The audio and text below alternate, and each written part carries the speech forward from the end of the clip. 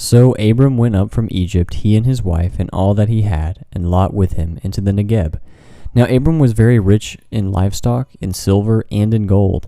And he journeyed on from the Negeb as far as Bethel, to the place where his tent had been at the beginning, between Bethel and Ai, to the place where he had made an altar at the first. And there Abram called upon the name of the Lord. And Lot, who went with Abram, also had flocks and herds and tents, so that the land could not support both of them living together. For their possessions were so great that they could not dwell together, and there was strife between the herdsmen of Abram's livestock and the herdsmen of Lot's livestock.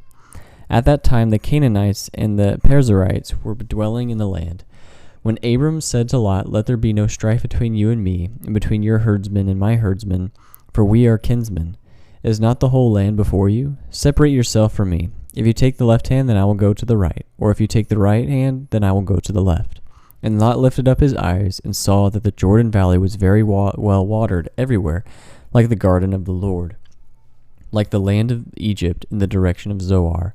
This was before the Lord destroyed Sodom and Gomorrah. So Lot chose for himself all the Jordan Valley, and Lot journeyed east. Thus they separated from each other. Abram settled in the land of Canaan, while Lot settled among the cities of the valley and moved his tent as far as Sodom.